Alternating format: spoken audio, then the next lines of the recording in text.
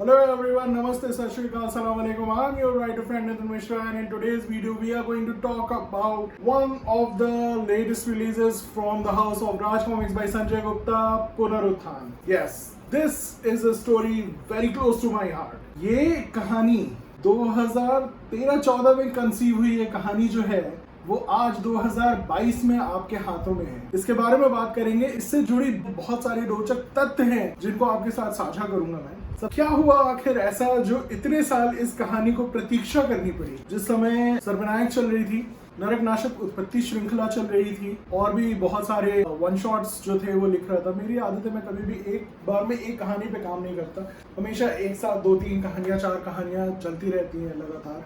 और सबसे पहले मतलब हमारा पहले ये हुआ करता था एक ड्रिल कि कोई भी कंसेप्ट जो आया, मान लो दिमाग में कोई भी आइडिया आया कहानी से रिलेटेड, सबसे पहले संजय जी के पास हम वो कहानी का आइडिया रजिस्टर करवाते थे कि सर ये आइडिया है, ये कंसेप्ट है, ये मेरा है, इस पे हम काम करेंगे।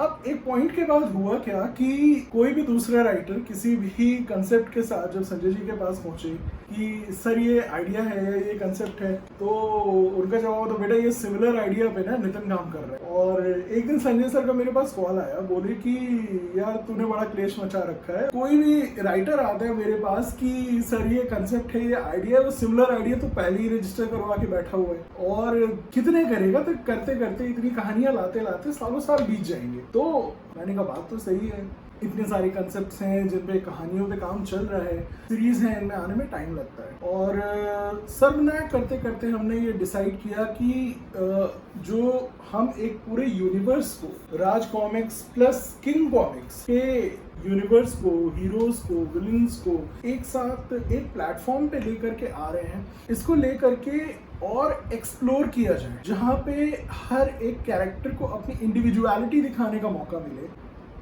वो एक ग्रुप का हिस्सा है, एक टीम का हिस्सा है, लेकिन इसके बावजूद उसकी अपनी जो एक पर्सनैलिटी है, जो शख्सियत है, जो शक्तियां हैं, वो कहानी में निकल के आए।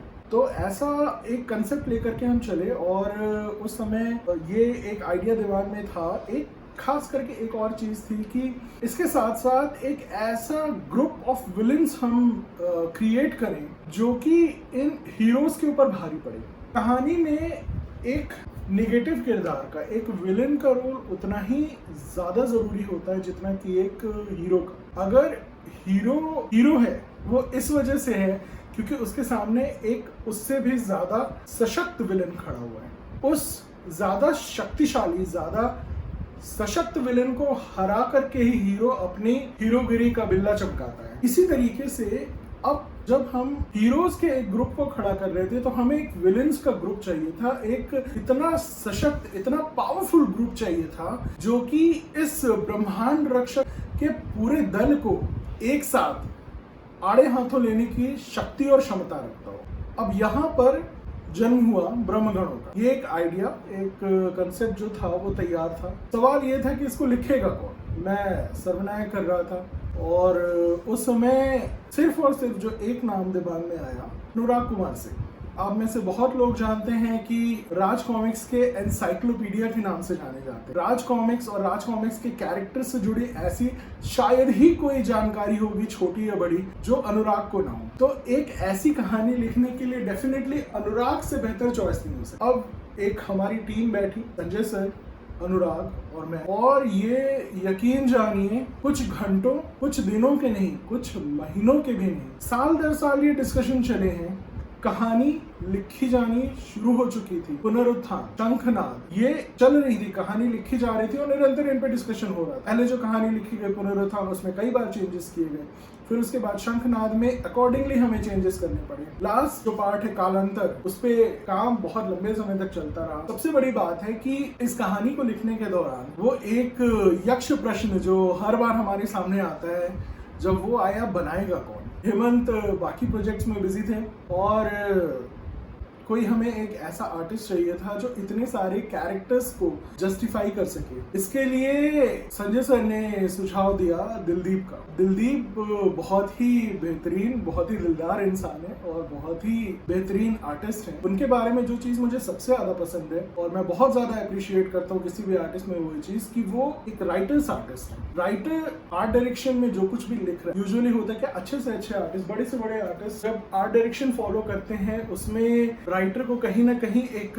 वो कसक रह जाती है कि यार मैंने इतनी चीजें लिख के दी थी, ये मिस हो गया। बट दिलदीप वो आर्टिस्ट है, आप उनको आर्ट डायरेक्शन में एक एक पॉइंट जो लिख करके देंगे। अगर आपने लिखा है कि पहाड़ है, पहाड़ के ऊपर 100 हाथी हैं और 100 हाथियों में से एक हाथी के ऊपर चींटी बैठी हुई है, तो दिलदीप पहाड़ के ऊपर 100 हाथी बनाएंगे और वो एक चींटी दिखाएंगे। और यही खूबसूरती आपको इन चित्रों में देखने को मिलेगी। जो आर्ट डायरेक्शन, और यकीन जानिए इन आर्ट डायरेक्शंस के पीछे बहुत मेहनत हुई है। ये घंटों के meetings, telephonic conversations, video conferencing, तो पूरी टीम थी। अनुराग के और मेरे घंटों टेलीफोनिक कन्वर्सेशंस चलते थे और फिर उसके बाद संजय सर के साथ हमारी एक ग्रुप डिस्कशन होता था कि कैरेक्टर किस हिसाब से जाएंगे, या फिर जो फाइट सीक्वेंसेस है, फाइट सीक्वेंसेस आप अगर आप ये कहानी पढ़ चुके तो आप जानते हैं कि इस कहानी का जो यूएसपी है वो इसके फाइट सीक्वेंसेस है। हर एक हीरो को और हर एक हीरो के अगेंस्ट में जो विलन उतारा गया है उसकी शक्तियों को ध्यान में रखते हुए जो फाइट सीक्वेंसेस कंसीव किए गए हैं उनको बनाना आसान नहीं है। ये बनाने वाले की खूबसूरती है कि वो देखने में इतने सहज और इतने सुंदर लगते हैं, लेकिन यकीन जानिए कि जब आप पैनल्स में इतने कैरेक्टर्स को लेकर के आ रहे हो तो वो काम बिल्कुल आसान नहीं। तो ये एक बहुत ही खूबसूरत कहानी आपके सामने इतने वर्षों पश्चात प्रस्तुत हुई है। अब इतने वर्षों पश्चात प्रस्तुत हुई है कि ये अर्थ बिल्कुल नहीं है कि कहानी जो लिखी गई थी उस समय वो आज आपके सामने परोसी जा रही है। जी नहीं, राज कॉमिक्स बाय संजय गुप्ता की टीम का हर एक मेंबर कॉमिक्स के प्रिंटिंग में जाने के 1 मिनट पहले तक कहानी पे काम करता है। पुनरुत्थान सीरीज के ऊपर इसके सेकंड पार्ट शंखनाद में एक एक डायलॉग, एक एक सीक्वेंस के ऊपर कालांतर पे अभी भी काम चल रहा है। इन सारी जो ये 3 पार्ट्स हैं, इन तीनों पार्ट्स के ऊपर, इनके सीक्वेंसेस के ऊपर लास्ट मोमेंट तक हमने काम किया। सिमिलर चीज जब आप अभी सर्वनायक के अलग वीडियो के साथ में आऊंगा और उसके बारे में फिर उस समय बात करूंगा। लेकिन इन सारी चीजों के ऊपर, इन सारी बुक्स के ऊपर जो कि पहले लिखी गई थी और अब धीरे धीरे पुनर्प्रकाशित हो रही है राज कॉमिक्स बाय संजय गुप्ता में, तो उनके ऊपर आज भी काम चल रहा है। आज अभी के समय के अनुरूप उनको फिर से एक बार तैयार करके आपके समक्ष प्रस्तुत किया जा रहा है। और सेम चीज हो रही है आपकी बहुप्रतीक्षित, कौन सी हो सकती है, क्षतिपूर्ति सीरीज।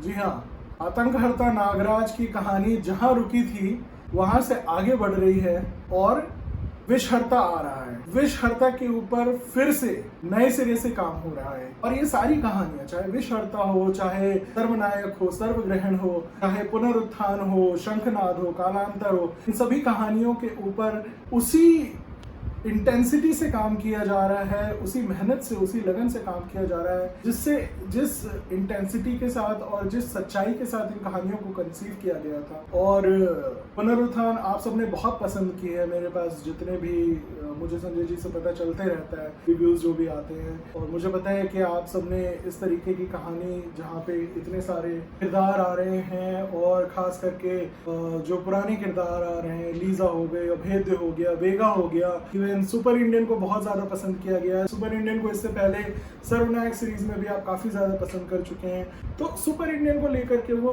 किरदार मुझे हमेशा लगता था यार एक उपेक्षित बच्चे जैसा है, क्लास के उस बच्चे जैसा है जो कि बदमाश बैक बेंचर्स होते हैं, जिनको कि क्लास में टीचर्स जो हैं वो अक्सर अच्छा स्कोर करने वाले बच्चों के चक्कर में छोड़ देते हैं। मुझे सुपर इंडियन में हमेशा वो एक छवि नजर आती थी और मैंने ये चीज संजय जी से कही थी कि सुपर इंडियन में मुझे पोटेंशियल बहुत दिखाई देता है कैरेक्टर के रूप में, और एक ना एक दिन तो ये बैक बेंचर जो है वो कमाल करके दिखाएगा। और समय आ चुका है, अब ये बैक बेंचर का कमाल देखिए। इसके साथ क्लास के और भी बच्चे जिन्होंने पहले अच्छा स्कोर नहीं किया था, अब आपके सामने एक नए रूप में आ रहे हैं। आगाज हो चुका है पुनरुत्थान से, अब शंखनाद होगा। शंखनाद के साथ फिर मिलेंगे। अभी आज्ञा दीजिए अपने दोस्त को। नमस्कार।